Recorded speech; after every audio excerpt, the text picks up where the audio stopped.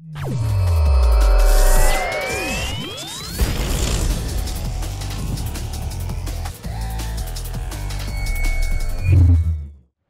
guys, and welcome to a new video. Today I want to show you my current, magic finder. It's a Tornado Shot Windripper Deadeye, which is a pretty common way to farm like maps nowadays, and was always in the last couple of leagues.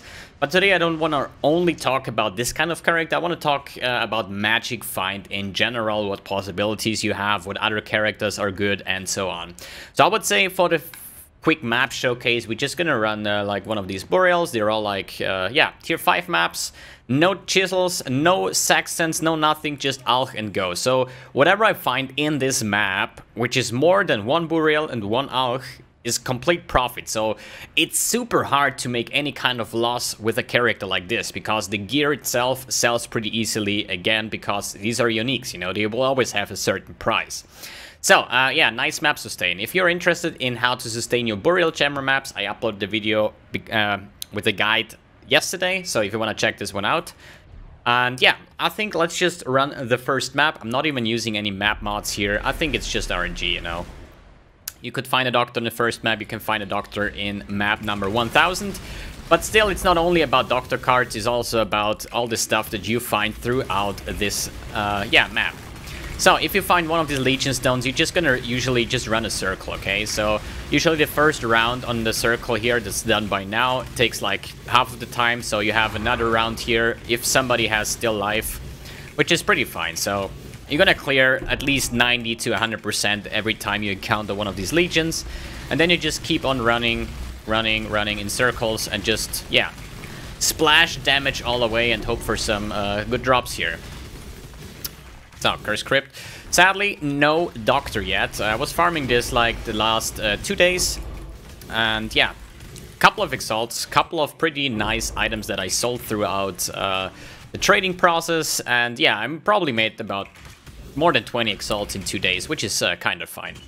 So, what else can I say about magic finding in general? The most important rule is you want to be fast, you know? You want to be fast. It's all about speed, basically. So if you have a magic finding build that takes more than, I don't know, hey, I'm sustaining, great. That takes more than, let's say, 3 minutes or 4 minutes for a burial chamber, you should definitely consider playing something else or make your character even faster. Because the more maps you kill, or the more mobs you kill, the more loot you will get, you know? So if you are saying like, yeah, your magic finder has 100 quantity and you're killing 50 maps a day in 5 hours, you know, I can say like, yeah, I have only 77 quant, but I'm clearing 125 maps in 5 hours, what I did today, for example, right? With all small breaks and so on. So it's definitely important to have a speedy character. So, I usually skip the boss, but this is just a personal thing, right? I just don't think that the boss is valuable at all. There is players that say like, hey, the boss is the most important thing in the map. I think I would rate the Legion as most important and then just clear every single mob here. There is usually about 1,000 mobs into a map, so you should consider doing that. And I personally skip the boss. I don't need the map sustain. You see, I ran one map, I got 2 back, and this usually happens like every single map. There are maps where you actually get not a single burial chamber back, but sometimes, you know, I wouldn't run like more than 300 maps and still have like so many maps to, throw into the waste paper basket. Okay, so let's talk about this kind of Windripper now, before we're gonna talk, or at least, you know what, let's start with the general thoughts about windripping, okay? Or at least like magic finding. The common way is to use a Windripper, and why is that? Because this bow says 15% increased quantity of items dropped slain by frozen enemies, you know? We are basically just scaling cold damage over and over again, so I think like probably 80% of our damage is cold damage, so we're gonna chill a lot, we're gonna freeze a lot. We also have freeze chance on our skill tree, and this gives us 15 extra quantity. This is something other characters don't have, you know? There is a shield, I think like, no, what was the shield name? Let me Google that, that's important, you know? Item quantity shield PoE, what was the name? Let's check here. Oh my god, such a bad preparation. That was definitely a shield. Wait, here are all the quant items. Where is it? There was a shield. Here, Centauri's Answer. This is a shield that gives 4 to 8 quantity. So this is something you can take as a caster, but still 8 quantity is less than 15 quantity that the Windripper offers. In the other hand, what do you need as a magic finder, or at least like what does every magic finder has in common? That's right, Abysscos, gold worms, Sademas, depending on how high the map is that you want to farm. Let's just throw this one into here, my dump tap here. Then you have 2 Venturous Gamble or Perea Rings and the Quant Amulet. You know, this item setup here is not too expensive. Sademas, you know, you want to search for a high quant, but it's like a chaos, or at least like 5 chaos maybe with a perfect quant. This is probably if you buy it perfect with a resistance, but still they all have 5 quant, so they start at 30 chaos, 25 chaos, you know. These items are usually not super expensive, so it's easy to get going, you know. And if I would play whatever build that has magic finding, if it's Stormbrand, if it's Arc, if it's Cyclone, if anything like that, they all use the same kind of gear as a starting thing. The Queen just makes me faster, doesn't give quant. Devotos, movement speed, doesn't give quant. The Rigwelts here doesn't give quant. So the only difference is the Windripper has the 15 quant. If you have a spellcaster or something, you can take the Centauris for another 8% quant. And that's it, you know? So basically, you're looking for builds that are extremely fast to profit the most out of that. It does not matter which kind of build skill it is, you know. Tomorrow I'm probably going to play, or at least plan to play, an Essence Drainer as a magic finder. I played a Spectral Throw magic finder before that one, but I switched just because it was too slow for me, you know. When I just think like, okay, I need 4 minutes for a map, the boss clearing is bad, you know, sometimes I die on these Legion mobs. Why should I play this if I can just play a Deadeye with evasion stacking? Not a lot hits me, I have more quant, I'm twice as fast, you know? So it's all about, what is the word for that? Efficiency. It's all about efficiency. So, let's start with this kind of character. It's a pretty straightforward character. As I said, we have the typical magic finding items, which is Venturous Gamble or the Perea Ring with a white socket. The Perea Ring will give you 15 quant, this one gives you up to 10 quant, right? But the Perea Ring, Perea Ring, holy shit. They don't give you life and they don't give you resistance. So that's the reason why I took those Venturous Gamble, because usually if I run double Perea Ring, I want to have a rare helmet, you know, to fix my resistance. So what I did is I take the Venturous Gamble, I have a little bit less quantity, but I'm rest capped, and I can use a Devotos for 20% movement speed, which helps a lot with moving around, because the character needs a lot of movement speed. As I said before, movement speed, clear speed, this is what you want to have to be efficient with farming Magic Find. So, so either check for increased quantity and nice resistance, and they go for, I think, the cheapest ones, 30 chaos, 35 chaos, okay, they are now 40 chaos, so best thing to do is buy a Ventors, buy a couple of Divines, and pray that you get a good roll, pretty much. Then, other than that, Sademas Touch, pretty shit gloves, but they have 10 quantity, so that's why we use them. We're running tier 5 maps. That means we don't really need 7,000 life and I don't know what. 3k life is fair enough. I'm like level 91, leveled up completely in Burial Chambers. I'm like 91.5. It happens that you die sometimes on Legion encounters. I think it happened to me like every maybe 30, 40 maps, 50 maps. I think I died like 1 or twice today. Happens. But therefore I'm just running a cast on death portal setup, so I don't really care if I die. This is soft core, so whatever, you know. As long as I beat as long as I'm fast, I'm fine with that one.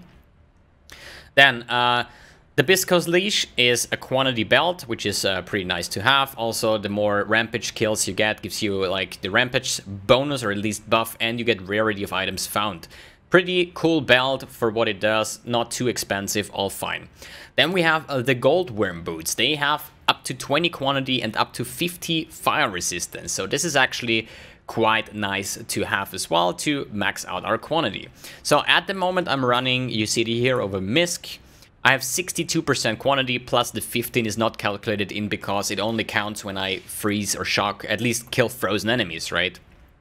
This makes this character up to 77% at the moment, which is fair enough for me. Then another Ventress, this amulet can be as a starter. You could just take any Biscos color amulet, but I would definitely say get one of these shaped amulets and just roll 10% quant on it. I just invested a little bit more. I just annulled off the rest and just multi-modded for flat damage, life, the resistance that I miss, and some ally damage with attacks. Works out pretty fine for me, but if you just like chaos spam your amulet and just get some quantity life resistance, you're totally fine with that one, right? If you don't have the currency, Biscos color is still nice, or you can get a pretty cheap spine fused talisman. They have quantity as implicit, which is pretty nice. So these are our magic finding items. The rest is depending on your gear, or at least like on your skill and how you play that. I choose to go with the Queen of the Forest because we get movement speed per evasion. That means I need 45,000 evasion rating to get 100%, or at least like 75% increased movement speed. And this is something you can do with a Jade Flask with increased evasion rating. So if I check here, I have now 11,000. So if I have my Grace on, it gives me extra, how you call it, evasion rating. Then Precision and Herald of Ice, that's our clearing setup. And now I pop my flasks. I am at 46,000 evasion, so I get the full 75% increased movement speed out of that. Some life, some resistance, nice. Do you need a 6-link? No, you don't. I have 2 6-links, I know that, but you don't need that because this is just a quality of life setup, but I want to talk about gems a little bit later. Yeah, so Devotus, pretty much generic movement speed, nice. Then the Windripper, as explained before, it is a bow that gives you quantity, and Rigwald's Quills is probably the best for clearing because then your projectiles fork. That helps also with clearing, especially when you're Deadeye, and you have this one here. Your skills chain and they fork, so pretty insane clear. If you don't have a Rigwald's Quills, because they are actually super expensive, I think like 6 exalts or so, 7 exalts, 8 exalts, holy shit, nice. So you can still take a drill neck, you can still take a rare quiver, some crit, some multi, some life, some resistance, whatever you need. Totally fine, dude. This is just like min-maxing. If I would even go higher, Tornado Shot enchant on the helmet. 35 exalts. Have fun taking that one, so I don't play with that one. Even if I would have the currency and I actually have it, so I have like 30x here, I have like yeah, probably like 12, 13, 14 exalts here. I could actually afford one, but I'm here to make profit. So, you know, I already have 2 6-link, which is super overkill. So I don't even need more than that. So let's talk about gem decisions over here. Here I have my typical Tornado Shot. Mirage Archer helps super insanely good with clearing. Then we have greater multiple projectiles, so I have more projectiles here. Followed by Added Cold, Ice Bite, and ally damage with attacks. Since we stack, or at least like I'm scaling Frenzy Charges with my build, and I have Blood Rage to generate them, I get a lot of cold damage on top of that. So added cold damage is just from flat damage, and then you have the Ice Bite support that gives you added cold damage per Frenzy Charge. So the more Frenzy Charge you have, the more cold damage, the more freezings, blah blah blah, you know, it's all like a chain reaction. So if you wouldn't have that, I'd probably, if you have a 5-link, I'd probably skip the added cold or the ally damage with attacks. Actually, you have to calculate this one in Path of Building, what gives you more, your frenzy charges with Ice Bite or the added cold or the elemental damage with attacks. One of those 3 has to go out. Probably check it in PUB. I'm not sure about that one yet. Still, Tornado Shot I would not miss with Mirage Archer for clearing and the GMP. This 3-link setup will always stay the same, and then it depends what is better in Path of Building, to be honest. Then, in my gloves, I have Blood Rage with Enhance. Do you need Enhance? No. The quality will just give Blood Rage even more attack speed. So without this one, it's 20%. With the Enhance, it's now 26%. So a level 4 Enhance, totally overkill, gives you 6% more attack speed. You don't need that, okay? Blood Rage, super fine. Gives us Frenzy Charge generation. Then we have Chaos and Death Portal. That's pretty much, yeah, my way of playing softcore, okay? I'm having a squishy character that sometimes dies, and the least thing I want to do, if I'm on the second floor of the Burial Chambers, if I die, I just roll a new map. You know, with this setup, if I die, new portal is up, so if I go back in, I'm just there where I just died, so no problem here. In my boots, all you need, blink, arrow, and faster attacks.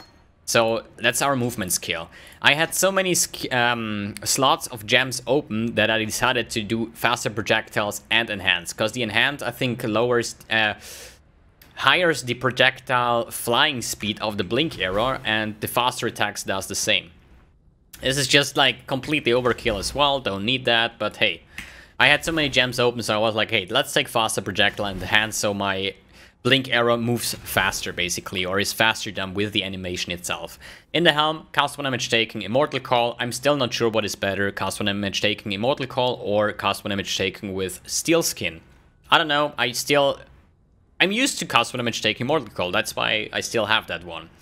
Then here, a portal gem itself to make it self-castable in the map itself, so I save my portal scrolls. And here we have precision on level 1, just for the hit chance. Level 1 is totally fine. It's another almost 100 accuracy and critical strike chance. Perfect. In the bow, this is where the quality begins. I said like you need only one 5-link or a 6-link for a tornado shot. This one here is just quality of life, okay? Because what do we have here? We have the Herald of Ice, the Grace with an Enlighten support. Enlighten, as you see, is not needed, but Tornado Shot is quite expensive, so I can shoot it twice here if I have the Enlighten in. I don't know if I can shoot it 3 times. 1, 2, 3. Yeah, 3 times. So I could shoot 1 time more with the Enlighten support level 3. Necessary? No. You know? Then, still, Curse on Hit, Assassin's Mark. That counts for the Herald of Ice, so is the Onslaught support.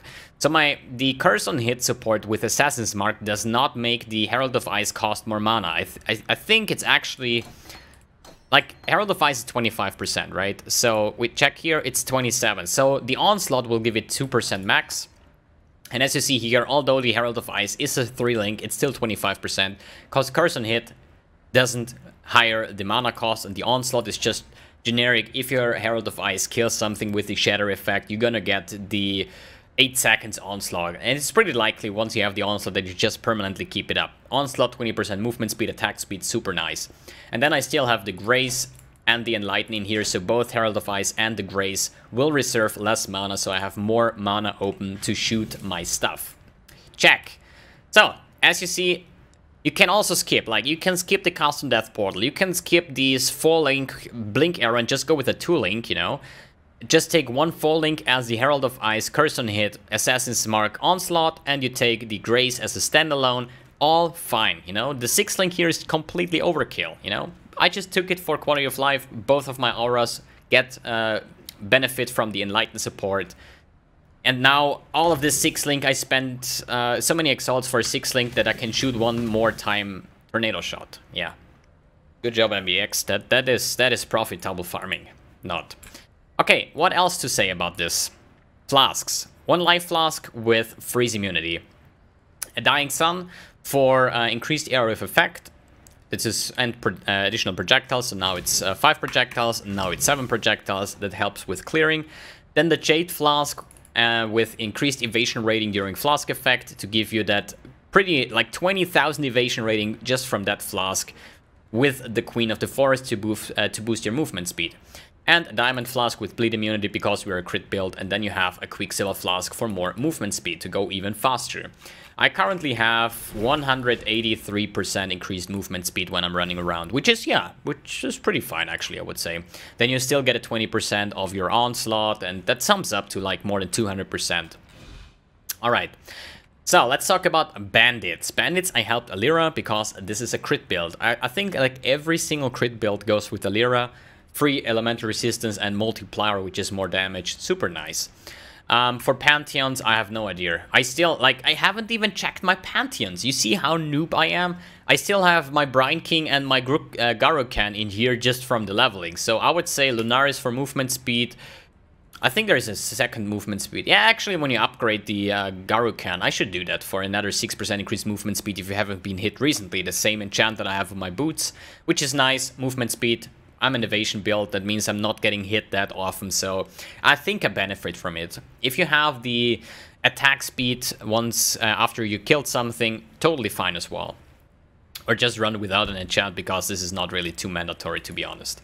Then what else? Pantheons. Then what about MTX? I have the Monolith Crown, the Arctic Crystal Bow, Celestial Weapon Effect, then the Void Wings, Holy Eyes, Elder Body Armor with gloves and boots, Celestial Character Effect, and the Footprints. And the Demon King Portal Effect. For the Tornado Shot, we have the Crystal Tornado. Then we have a Stygian Mirage Archer. This is the one that spawns over your head and helps you clearing. Celestial Herald Effect for Herald of Ice.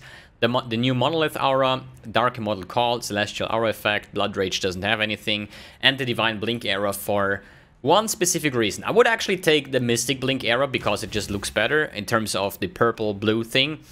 But I think this is buggy. Sometimes in mapping, when I press this, he's just having the animation, but he doesn't follow it. This is something that doesn't happen with this MTX. I don't know why it is, or if it's just buggy for me, or it was just super unlucky, but I notice this quite often. Every time I have this MTX, sometimes I blink error and nothing happens. Okay, so that's why I just skip this MTX here. Okay, what else do we have to say about that one? Yeah, how about magic finding in Legion in general? I think it's a very, very profitable way because you get a lot of these new incubators. You're gonna clear like 1,000 mobs every single map. That means you proccing your incubators like all the time. So every time I get an incubator, I just equip it, and yeah, they will open here, and I will just have more stuff for sale. I'm sometimes really getting some good stuff for sale. And Intruder while I'm making video. Oh my god. Okay. Anyway, so all these 9 exalts here were actually drops from Incubator. I had 7 Leak Steps, I had the Unnatural Instinct, then I had the Malachai's Mechanism, the Quiver, that also sells for like 6 exalts, which is insane. This is just Incubators and Legion, you know, and I have to say, I found a total of, I think, 12 exalts just by map drops. And out of these 12 exalts, 9 of those exalts dropped on the Legion encounter. So they have a pretty high chance to drop something good. So why should you actually farm any kind of high tier Guardian maps and so on where these mobs just gonna one-shot you? Because this happened to my Slayer that does several Uber Elders deathless. These bow guys, they hit like a truck. You know, so why should I farm any high tier when a low tier map like this Buried Chamber tier 5 map gives me the same kind of profit? I just kill way more and I'm super fast with it, you know, because I don't think that I do Guardian maps in less than 2 minutes, right? So you just want to have a lot of magic find, be super fast with your build, whatever skill it is, doesn't have to be a tornado shot, and just farm those guys. They are super profitable, and as I said, with the incubators you get, it's just constant profit all the time. So I still have like thousands of like bubblegum currency laying around, 1,500 jewels. There's more than 2 exalts right here. Hundreds of fusings. I used some before trying to 6-link something, was not lucky at all. We have Timeless Splinters. I'm only picking up those 2 because those 2 are the most profitable. I think that one goes for 100 chaos here. This one for like 40, 50 chaos. Yeah, 40. So basically this is just pure profit, and once I'm done with the magic finding, I'm just gonna sell all this gear. There's always somebody that's going to buy the Goldworm boots, the Sedemas, a Queen. These are all items that will sell pretty fast, so not a problem of reselling that. All you gotta do is farm a little bit every single day, make a lot of profit, buy the items that you want. I'm currently searching, or at least farming up for a Headhunter. They're going for an insane, like 100 exalts nowadays in this league, because just imagine, you have Headhunter, so rare buffs get stolen, and these Legion mobs, they have a lot of rare packs, so you're gonna steal even more buffs, especially when you have a super fast clearing build with Headhunter, with Inspired Learnings, and you do those 5 emblems monolith runs that you have over here. Super profitable, and this is the way that I think is farming profitable. If you're able, first, you know, I did Uber Elder carries, and now I'm doing my Burial Chamber farms. Once I get my Headhunter, I'm going to probably make a Cyclone or something, and then I'm going to permanently farm those 5 emblem runs. And it's going to be a lot of profit, a lot of gamblings. And yeah, I think that's it for today. Path of Building is in the description below. Oh, wait a second. Holy fuck, we forgot about the skill tree. I'm actually a noob. Holy moly. Okay. Quick rundown of the skill tree. Nothing too special, just a typical ranger skill tree. First lap should be Gathering Winds, then you go for Far Shot, then I took the Endless Munitions, and last the Ricochet here. Life Evasion, pretty usual stuff here. Here's some phrase chants, here's some bone notes, Here we have some claw notes with the Lionized Fall. So if I unequip this one, you're gonna see that all these are claw notes. So the Lionized Fall makes your bow, like the melee modifiers to bow. So as soon as I equip this, all of those notes here will be... Nah, this one claw, because it's just on the edge. But this one, bow. Bow, bow, bow. Hey, this is bow as well. What the fuck am I talking? Just that the title was claw crit strike, but it actually is for bows, as you see. So this is actually the only claw note that you have that is not affected by the Lionized Jewel, Lionized Fall. The rest, face acrobatics, more survivability, more crit, more frenzy charges, just the usual thing. As I said, Path of Building link is in the description below. Nothing too fancy here, pretty generic, as a lot of bow characters in this game. So I think now I have it. So as I said, tomorrow I'm probably going to level up a new character, which is going to be a Pathfinder. For the same reason, for farming burial chambers, I just want to see, as I explained in the start of the video, you can take any kind of skill as a magic finder. I just think with the new Celestial MTX, I just have to, like, they released this today, right? The Celestial Essence Drain and Celestial Contagion Effect. I just think as a Pathfinder, with the increased area of effect of Chaos skills, in tier 5 maps with a 6 link, maybe Carcass check, to have like a huge amount of contagion radius. And I think it's probably going to be really good, or it's bad. We're gonna see about that. I'm still going to farm a burial, so if it's good, I'm going to farm with the contagion a little bit.